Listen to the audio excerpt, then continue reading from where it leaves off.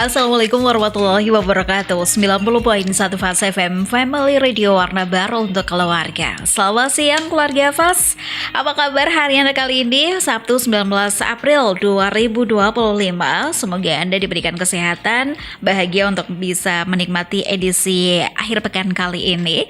Seperti yang sudah diinformasikan tadi dari kemarin juga keluarga Fas, bahwasanya hari ini Sabtu 19 April 2025 kita ada program spesial Dialog UMKM Magelang bersama dengan Direktur Lembu Wikarta Bapak Holilul Rohman, dan tentunya juga keluarga Fas bisa berbincang-bincang nanti tanya-tanya melalui 081578709640-nya.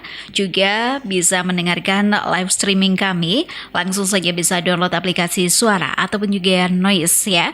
Jadi keluarga Fas bisa sampaikan untuk tanya jawab seputar wirausaha mandiri ataupun juga beberapa ide kreatif untuk berwirausaha di tahun ini. Nanti bisa disampaikan juga kepada Bapak Holilul Rohman, tentunya sebagai Direktur Lembu Wikarta. Kita sapa dulu beliau yang sudah hadir di studio Radio Fas FM siang hari ini. Assalamualaikum. Waalaikumsalam warahmatullahi wabarakatuh. Bagaimana kabarnya ini Gus? Alhamdulillah sehat Mbak Nisa. Sudah semacam lebih bersih daripada bulan yang lalu. Daripada bulan yang lalu ini. Karena sudah Syawal. Sudah Syawal. Baik. Tapi ini kalau bulan Syawalnya juga masih ada, meskipun tanggalnya juga sudah tua, ini sudah hampir berakhir ya. Tapi kan masih Syawal. Ya, desinya masih Syawal. Yeah. Jadi masih layak lah kita sampaikan juga permohonan maaf kepada keluarga Fas. Atau minggu lalu juga sudah disampaikan pada saat dialog UMKM ini ya, Gus Holil ya. Betul. Tapi secara pribadi saya kan perlu menyampaikan kepada seluruh pendengar Radio Fas FM, kami mengucapkan selamat Hari Raya Idul Fitri, mohon maaf lahir dan batin. Baik yang disengaja maupun yang tidak disengaja. Karena 1 tahun kami sering berbincang-bincang di radio ini, pasti ada kata-kata yang tidak berkenan di hati pendengar keluarga Fas FM. Makanya kesempatan hari ini saya selaku pribadi menyampaikan mohon maaf lahir dan batin. Begitu Mbak Nisa. Baik, terima kasih ya Gus Holilul Rohman sebagai Direktur Lembu Wikarta. Hampir 1 tahun juga ini untuk Dialog UMKM Magelang. Nah, kalau sekarang ini edisinya karena masih Syawal juga, apalagi sebelum Lebaran kita tahu ya, masyarakat hampir di seluruh Indonesia ini juga berjibaku dengan segala macam hal usaha ini Gus ya. Apalagi kalau usaha mau Lebaran, ini banyak sekali geliat-geliat usaha baru nih. Nah, melihat semangat dari para masyarakat ataupun juga keluarga Fas. Kalau kita lihat juga Magelang ini juga mulai tumbuh ini untuk berwirausaha ini Gus Mawan ya. Ya, alhamdulillah Mbak Nisa. Kalau secara umum banyak usaha-usaha baru, terutama usaha UMKM kecil-kecil skala home industry yang ada di Magelang dan sekitarnya itu banyak yang tumbuh. Ya.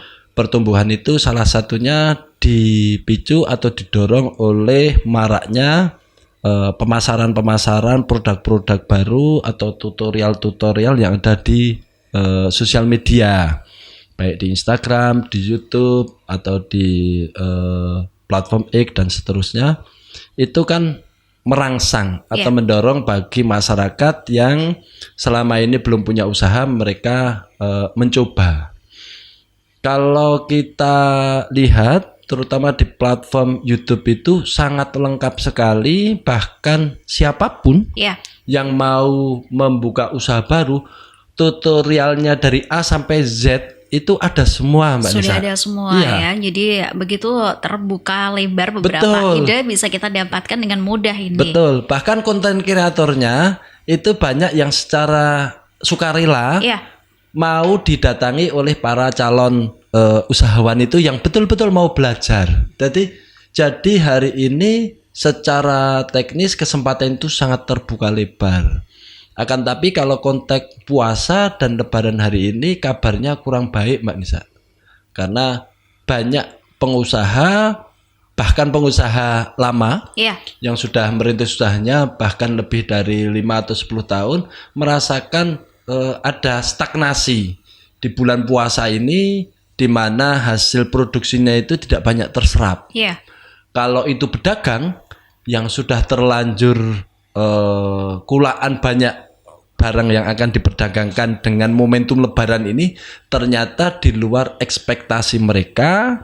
Yang terjual itu hanya sebagian saja. Yeah.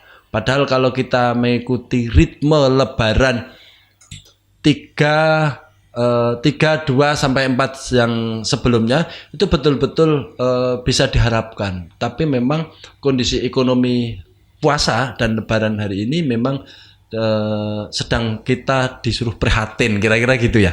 Nah, ternyata memang 1 bulan kemudian setelah di situasi puasa itu tidak menggembirakan, baru terjawab apa itu penyebabnya, yaitu 1 minggu setelah Lebaran rupiah kan drop, dolar menguat bahkan sampai 17.300. Padahal kalau kita tahu Mbak Nisa bahwa ketika rupiah itu drop, maka seluruh sendi-sendi perekonomian yang ada di sekitar kita itu pasti akan terpengaruh secara signifikan. Karena ketika rupiah itu drop, lalu dolar naik, pasti daya beli masyarakat itu turun, yang berdampak pada harga-harga itu naik. Iya. Karena kenaikan harga yang terjadi itu karena kan inflasi. Sementara misalnya bagi para pekerja atau bagi para wirausahawan, harga-harga kan belum disesuaikan. Harga masih lama, tapi tiba-tiba ada kenaikan nilai dolar, otomatis ketika mau kulaan lagi kan sudah naik. Iya. Lalu penghasilan selama ini dia berdagang terus kemana? Mau tidak mau kan untuk nomboi, kira-kira gitu. Tapi ini adalah siklus alamiah yang mau tidak mau keluarga FAS dan seluruh pengusaha yang ada di Magelang dan sekitarnya, siklus alami yang pengusaha kecil, menengah maupun besar memang harus selalu memahami. Siklus yang mau tidak mau pasti terjadi selama per 5 tahun atau per 10 tahun itu pasti mengalami. Sebagaimana di tahun 2008, 2009 itu dropnya malah lebih tinggi lagi dari Rp9.000 per dolar menjadi 12.000. Itu seperti mak blek gitu. Kalau sekarang kan nggak nyampe Rp1.000, dari 16.700, 16.600 menjadi 17.000 17.300, katakanlah tidak mencapai 10%, tapi 5%, 7% atau 9% pergeseran harga itu sangat berdampak betul. Kira-kira gitu. Makanya dalam kesempatan kali ini kami berbagi pengetahuan atau sharing kepada seluruh para pengusaha, terutama yang sedang merintis. Kita harus jeli dan harus selalu mengikuti perkembangan perekonomian yang sedang terjadi di muka bumi, dalam artian skala internasionalnya sebagai bahan baku kepada kita supaya kita tidak kagetan. Jadi tetap ya biasa aja, atau kita bisa mempunyai situasi diri kita itu antisipatif. Karena sebagai pengusaha dia harus punya cash flow yang setiap saat dia harus selalu menggunakan cash flow itu untuk kulaan, apapun kulaannya, baik barang maupun jasa. Kira-kira gitu Mbak Evi. Baik, terima kasih Gus Kolil untuk kebersamaannya tadi juga sudah dia sampaikan sebagai awalan di siang hari ini, bahwasanya geliat para pengusaha baru ataupun juga para UMKM kecil ini juga di Magelang sekitarnya dengan adanya kenaikan dolar yang sempat naik dan juga rupiah turun. Dan ini juga hampir sama dengan beberapa contoh, ini tidak hanya untuk UMKM saja ini Gus Kolil ya, tapi hampir contohnya pengusaha tempe dan juga tahu ini kalau ada impor ini juga kedelai juga naik. Jadi mereka ini mensiasatinya kalau harganya mau tetap seperti di awal walaupun kedelai juga naik, ini memperkecil untuk volumenya, ukurannya. Nah, ini juga tentunya diikuti hampir banyak beberapa pengusaha yang melakukan hal yang serupa juga. Betul. Ini Gus Solil ya. Ya. Kira-kira gini Mbak Nisa. Jadi salah satu trik atau antisipasi yang bisa kita lakukan ketika situasi betul-betul tidak bisa kita tanggulangi, ya kita harus bersiasat dengan produk yang harus bisa tetap berjalan di pasaran. Salah satunya dengan cara mengurangi ukuran atau volume produk yang kita jajakan. Mungkin satu potong tahu yang harganya 1.000 itu karena harga naik, sementara kita kalau menaikkan harga di pasaran kan belum memungkinkan. Ya, biar tidak jeglek bahasa Jawanya, ya kan? Makanya volumenya diturunkan. Mungkin kalau harga 1.000 itu tahu setengah on, berarti dikurangi kira-kira 50 gram atau 100 gram. 50 sekitar setengah onan ya. Atau ya kira-kira 5% atau 10%-nya gitu, supaya tetap bisa berjalan. Itu kan tidak begitu terpengaruh, kecuali memang ternyata kenaikannya sangat signifikan, maka pengurangannya harus signifikan atau tetap dipertahankan ukurannya. Tapi mau tidak mau kita harus nego dengan konsumen supaya harga dinaikkan dan konsumen menerimanya.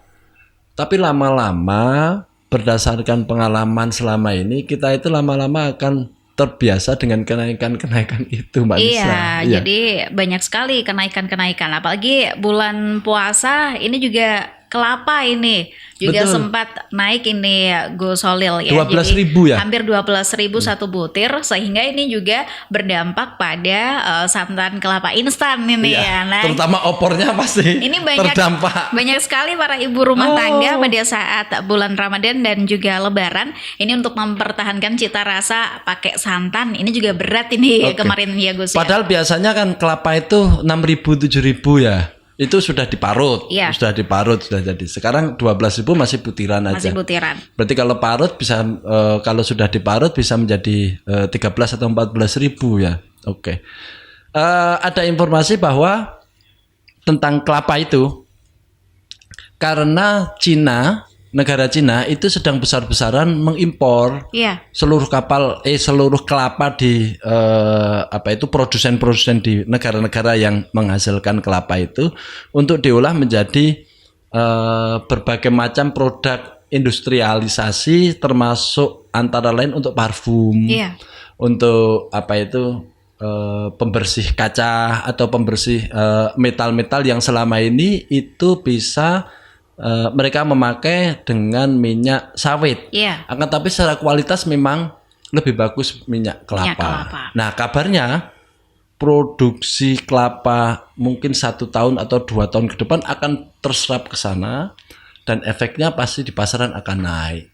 Nah, ini kabar baik bagi mereka yang punya pohon kelapa. Mungkin Mbak Nisa juga punya pohon kelapa. Oh, atau kebunnya sedang ditanami. Baik Gus, terima kasih juga. Nah kita kembali lagi ini Gus Holil ya untuk UMKM Magelang, perkembangan di Magelang sekitarnya. Kalau kita lihat dari Ramadan sampai dengan Lebaran, ini tidak hanya pasar tumpah tapi juga beberapa macamnya wisata kuliner ini bisa kita dapati di beberapa pinggir jalan, ruas jalan di seputaran Magelang ini. Nah, sebenarnya usaha seperti ini bisa tidak kalau dijalankan tidak hanya saat musim Lebaran ataupun juga saat puasa ini untuk food street seperti itu, Gus? Berdasarkan pengalaman di lapangan selama ini mungkin saja food street yang ada di pinggir jalan yang itu justru laku di pinggir jalan, kalau dipasarkan di tengah-tengah perkampungan justru malah tidak laku, kan banyak ya. Contoh es kelapa muda itu justru akan laris ketika dia di pinggir jalan. Kalau di tengah perkampungan di warung-warung malah itu tidak laku. Jawaban saya yang bisa cukup menggairahkan pengusaha baru itu adalah nanti tergantung dari konsumen yang sering berlalu lalang di jalan itu. Taruh kata memang ketika itu mau dipasarkan di luar Lebaran dan Ramadan, ya harus coba. Tapi kalau saya boleh menyarankan, percobaan atau ikhtiar untuk membuka usaha baru itu harus dekat dengan keramaian. Iya. Jangan sampai terlalu jauh dengan keramaian. Keramaian itu contoh taruh kata yang biasa di Jawa terutama itu adalah di dekat pasar atau di dekat supermarket atau di pertigaan atau perempatan yang sering orang itu banyak lalu lalang atau berhenti di tempat itu. Iya.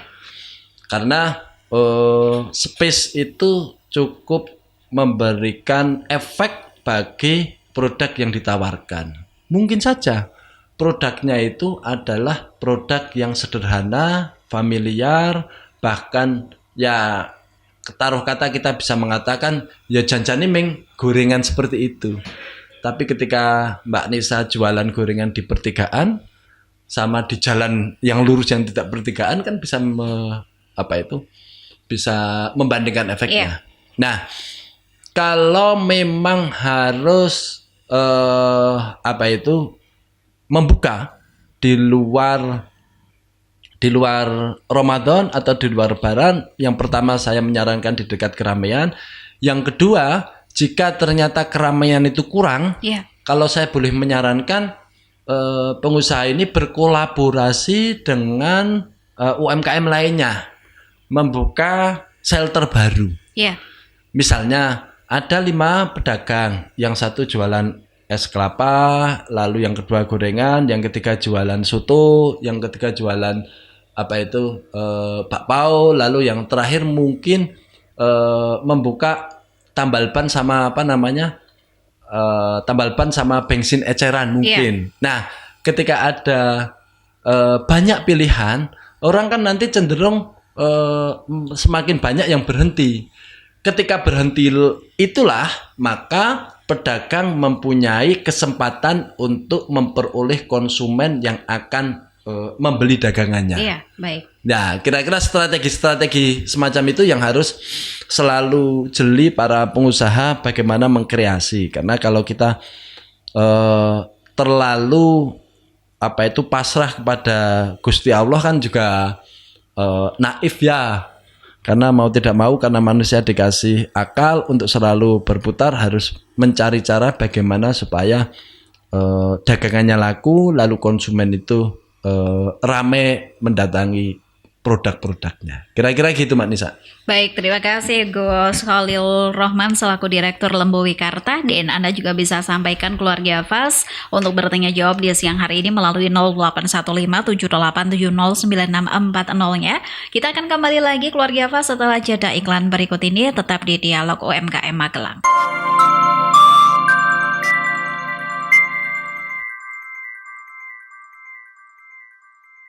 Selamat siang keluarga Fas, kembali lagi Dialog UMKM Magelang siang hari ini masih bersama dengan Nisa dan juga Direktur Lembu Wikarta ada Gus Khalil Rohman. Anda bisa sampaikan informasinya untuk bertanya jawab seputar wirausaha mandiri juga bisa di 081578709640-nya.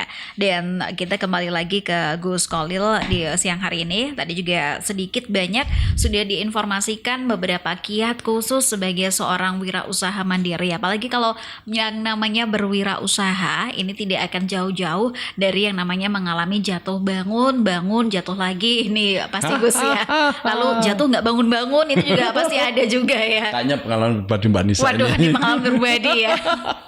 Ya, ini sebagai seorang dari Direktur Lembu Wikarta pasti juga sudah mulai banyak sudah tahu beberapa perkembangan UMKM tidak hanya di Magelang saja ini Gus Khalil ya. Jadi melihat beberapa kiat-kiat dari anak-anak muda sekarang ini juga mulai banyak yang berwirausaha mandiri. Ini dimulai singkatnya saja, contohnya jualan kopi ini ya. Kalau anak muda sekarang banyak ini tren. Ada trennya. Nah, melihat tren seperti ini seperti apa Gus Khalil? Ya. Jualan kopi itu adalah salah satu tren yang cukup menggeliat dan membantu perekonomian di Indonesia terutama 20 tahun terakhir. Banyak brand-brand kopi ternama yang sesungguhnya itu ya jualan kopi. Jualan kopi. Seperti yang kita minum tiap pagi di rumah. Kopinya itu aja. mungkin ada penambahan susu atau ada krim, itu aja.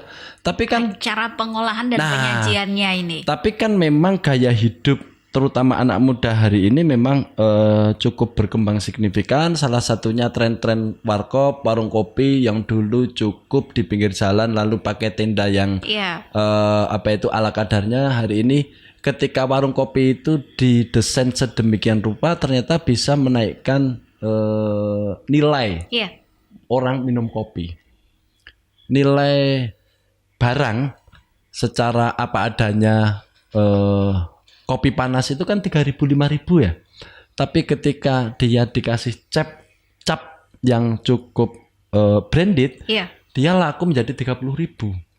Menjadi 5 sampai 6 kali lipat. Ini salah satu tren. Tapi ada analisis yang mengatakan bahwa tren jualan kopi atau tren kopi shop itu sekarang sedang mandek, mati stagnan. Kalau ada brand baru mau ikut terjun harus dihitung betul. Apakah ada nilai baru dengan kopi shop yang sudah ada atau dia ternyata hanya mencontoh. Kalau skala kecil warung kopi yang tidak mengikuti brand-brand besar, dia cukup bersaing, Mbak Nisa. Karena apa? Ketika dia jualan kopi lalu harganya itu di bawah 10.000 masih oke. Dia masih bisa mengejar. Karena secara ongkos produksi dia masih bisa mengejar kan. Tapi ketika dia harus mengejar brand-brand besar seperti brand-brand besar harus dihitung ulang. Itu yang pertama. Lalu yang kedua, anak muda yang paling cocok ketika harus terjun ke dunia usaha, kalau saya boleh ngasih saran adalah dia harus belajar mengikuti pengusaha yang sudah jalan, yang sudah mapan, mungkin sebagai mitra, atau mungkin sebagai karyawan, atau mungkin dia semacam mengajukan proposal untuk join. Join itu misalnya kalau di warung kopi itu belum ada kerupuk atau kacang yang dijual di tempat itu, maka pengusaha muda ini mengajukan proposal ke warung itu supaya bisa memasok kerupuk dan kacang sebagai teman cemilan makan kopi. Itu salah satu cara awalan mengawali untuk terjun di dunia usaha. Karena kalau tidak diawali dengan kerja-kerja lapangan, saya agak pesimis angkatan kerja sekarang langsung bisa menjadi pengusaha.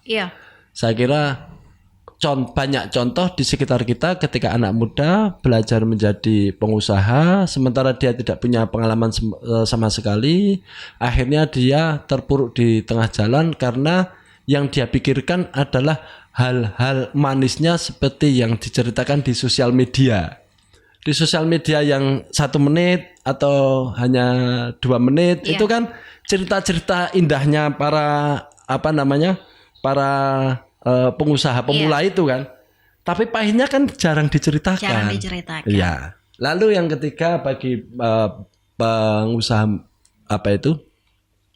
pengusaha muda atau pemula, kiat yang bisa saya sampaikan adalah bagaimana pekerjaan atau produk atau jasa yang dia tekuni, yang dia kerjakan itu memang sesuai dengan passion atau kesenangan dia. Atau yang paling minimalis dia mampu melaksanakan, mampu mengerjakan.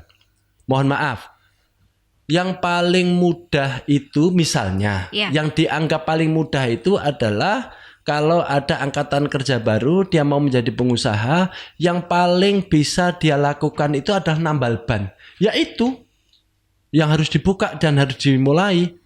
Jangan dianggap bahwa tambal ban itu adalah pekerjaan yang rendah atau pekerjaan yang tidak keren. Jangan, cara pandang melihatnya jangan begitu.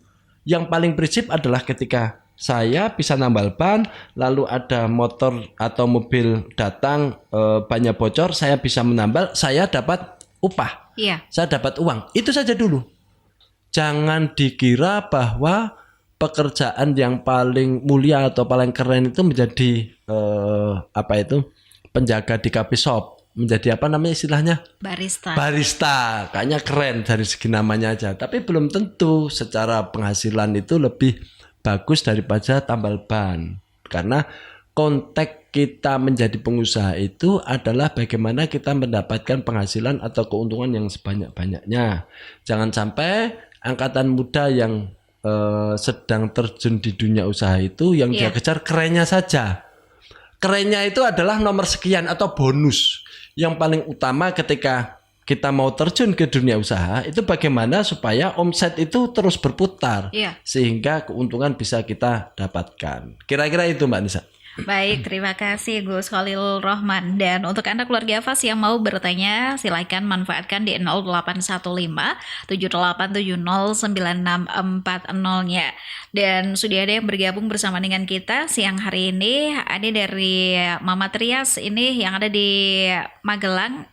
Assalamualaikum, kalau boleh ini saya dikasih ide dong, kira-kira sebagai seorang ibu rumah tangga ini bisa menjalankan usaha di rumah saja, ini dimulai dari mana? Kalau saya passionnya sih sukanya ini masak ini ya Gus, terima kasih. Ya, baik.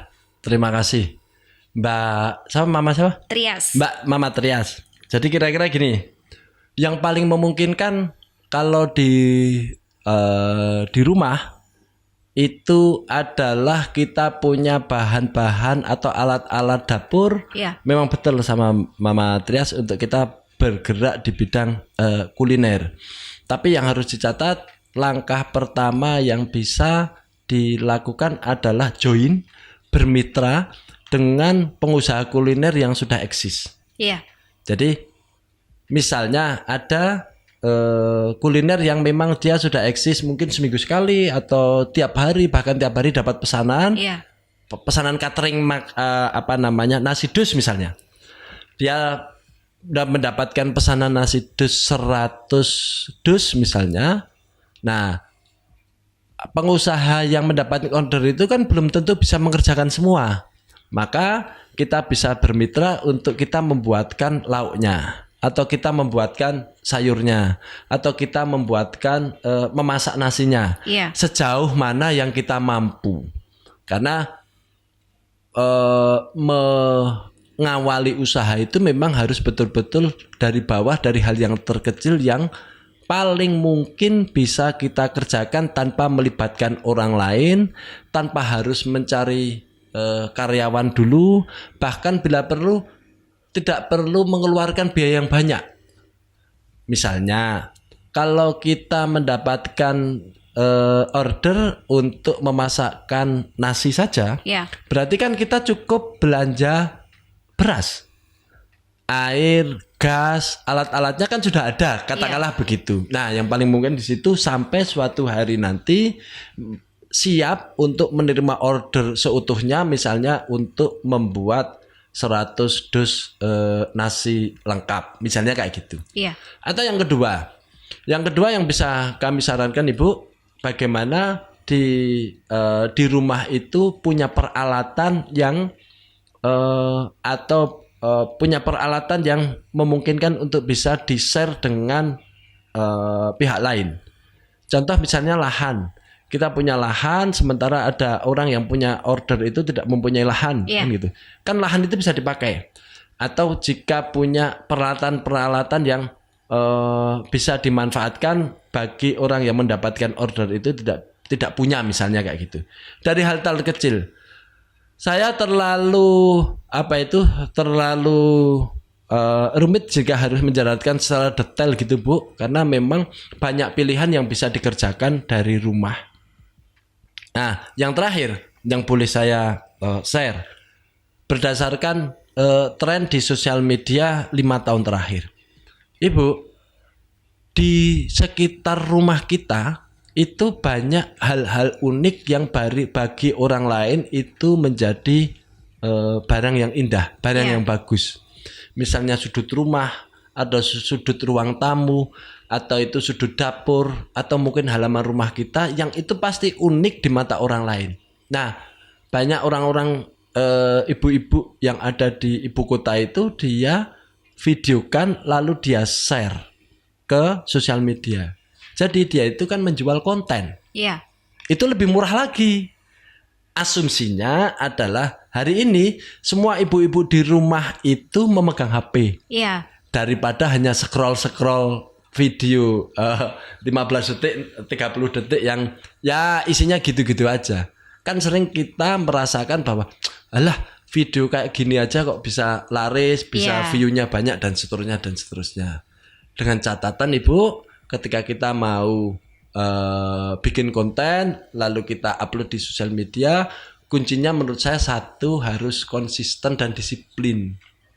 Konsisten dan disiplin itu kalau memang siap membuat video lalu diupload setiap hari minimal 1 menit, ya itu dilaksanakan. Kalau tidak sanggup tiap hari, ya udah abaikan dulu ide itu. Sesungguhnya Mbak Nisa, itu kan sama halnya dengan orang berdagang. Orang berdagang di pasar itu tiap hari kan dia selalu datang menjajakan dagangannya. Soal dagangan yang dia bawa ke pasar itu laku atau tidak, laku separuh atau laku seluruhnya, kan itu urusan lain. Faktanya orang jualan di pasar itu tiap hari kan pasti jualan. Kira-kira gitu. Itu untuk mempersamakan bahwa jualan makanan atau jualan apa saja di pasar itu sama halnya dengan konten kreator. Tiap hari harus bikin video dan diunggahnya. Kira-kira gitu Mbak Nisa. Baik, terima kasih Gus Khalil. Dan sudah ada yang bergabung bersama dengan kita. Ada dari Ibu Eka yang ada di Temanggung. Assalamualaikum. Saran dong Bapak Ketua. Jika sudah lebih dari 3 bulan usaha masih sepi-sepi saja dan nombok-nombok terus, apakah sebaiknya ditutup aja? Atau kita advice yang terbaik ini? Baik. Terima kasih Mbak Eka. Mas Eka atau Mbak Eka? Sepertinya Mbak Eka. Terima kasih Mbak Eka. Ini adalah pertanyaan yang sangat berat, tapi ini adalah pertanyaan umum yang dirasakan oleh para pengusaha di seluruh Indonesia 1 tahun terakhir. Jadi ini sebagai background aja Mbak Eka ya. Jadi 1 tahun terakhir sebelum pelantikan Pak Prabowo dan Mas Gibran itu, secara nasional ekonomi kita mengalami penurunan yang sangat-sangat drastis dibanding masa-masa sebelumnya. Kita berharap bahwa setelah pemilu itu ekonomi itu membaik, lalu harga-harga itu stabil, lalu banyak lapangan kerja yang bisa dikerjakan sehingga daya beli masyarakat itu naik, otomatis seluruh pengusaha yang berproduksi itu laku dagangannya. Harapan itu Mbak Nisa. Yeah. Nah, tapi ternyata kenyataan itu berbalik dengan harapan ketika presiden dan wakil presiden sudah dilantik. Harapan itu sangat besar sekali, yaitu ketika menjelang masa-masa pemilu. Kan masa-masa pemilu banyak uang yang diturunkan dari pusat untuk program-program tertentu sehingga daya beli itu meningkat dan banyak pengusaha itu merasakan cuan gitu ya. Yeah. Dan itu mereka berharap supaya situasi itu bertahan sampai setelah pemilu, sampai pelantikan. Dan itu ternyata sampai sekarang setelah pelantikan itu justru trennya itu semakin menurun. Yang paling drastis itu ya kemarin ketika puasa itu banyak dirasakan oleh hampir seluruh pengusaha, di mana omsetnya itu menurun drastis, lebih dari separuh omsetnya itu dibandingkan tahun-tahun sebelumnya. Nah, kalau saya boleh menyarankan ke Mbak Eka, coba bertahan 3 bulan lagi. Salah satu bertahan itu produksi tetap berjalan, tapi volumenya diturunkan. Yeah. Terutama itemnya diturunkan. Lalu belanja-belanja yang sekiranya itu tidak berkaitan langsung dengan produk itu dihindarkan atau dihilangkan. Karena memang situasi hari ini membuat dan mendorong seluruh pengusaha untuk mengencangkan ikat pinggang, karena situasi yang sedang kita alami di Indonesia itu juga dialami di seluruh dunia. di mana seluruh mata uang yang beredar itu memang mengalami banyak penurunan kecuali dolar yang semakin menguat. Lalu yang kedua, coba ditingkatkan marketingnya terutama kepada teman-teman, handetolan, family. Jika itu produknya itu jasa, misalnya bengkel gitu ya, bengkel sepeda motor atau mobil. Teman atau saudara kita kan banyak yang punya motor atau punya mobil. Ya ditawarkan, harus pelan-pelan dan harus berani. Setidaknya kalau ternyata ada tetangga, family atau saudara yang mau membengkelkan, tidak harus ke orang lain tapi ke saudara sendiri. Itu yang kedua. Jadi marketingnya diperbaiki. Yang pertama itu volumenya dan item-item yang selama ini belanja yang banyak itu harus dikurangi, ditahan. Lalu yang kedua marketingnya itu istilahnya diperketat kepada teman-teman kita sendiri kan gitu. Lalu yang selanjutnya itu adalah mengoptimalkan penggunaan sumber daya yang ada.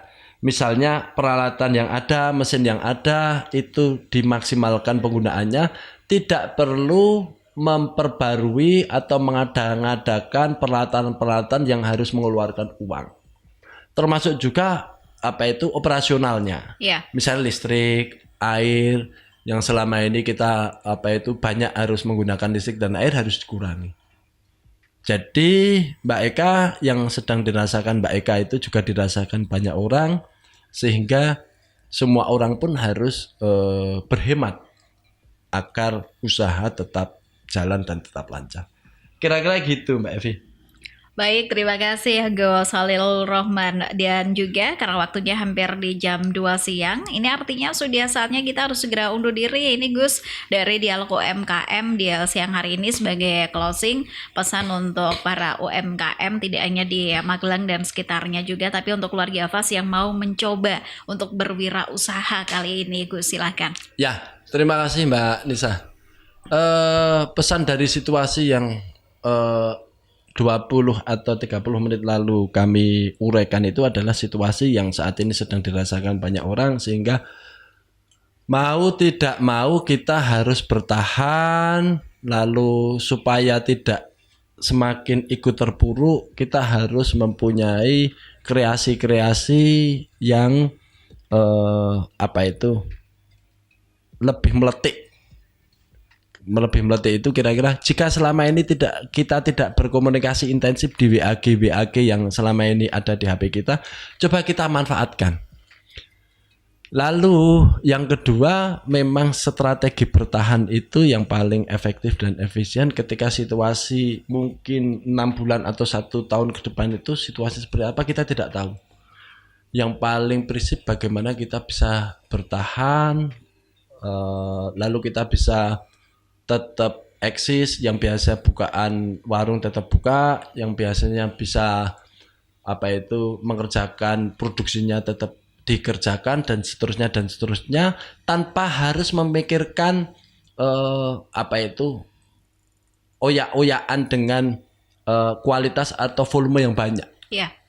Kira-kira kalau biasanya itu bikin tahu atau tempe dengan 10 kilo kedelai misalnya per hari, jika hari ini kita berhemat, yang penting kita bisa jalan dengan 5 kilo kedelai, saya kira itu sudah cukup dan istimewa. Karena memang situasinya sedang melambat, sedang menurun, dan juga daya beli masyarakat kan juga turun. Mau tidak mau ketika kita memasok barang dan jasa yang ada di pasaran, kita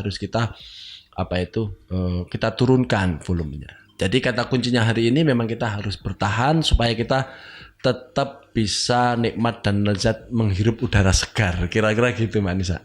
Baik, terima kasih Gus Khalil Rohman untuk ngobrolnya di siang hari ini. Demikian tadi keluarga Fas Dialog UMKM Magelang. Semoga insya Allah di minggu depan bisa bertemu kembali di kesempatan yang lebih baik daripada hari ini. Terima kasih untuk kehadirannya juga di siang hari ini Gus Khalil. Dari kawasan Tegal Rejo Magelang, Nisa undur diri. Nanti Nisa akan kembali lagi di Fast Call dan Memories. Wassalamualaikum warahmatullahi wabarakatuh. Waalaikumsalam warahmatullahi wabarakatuh.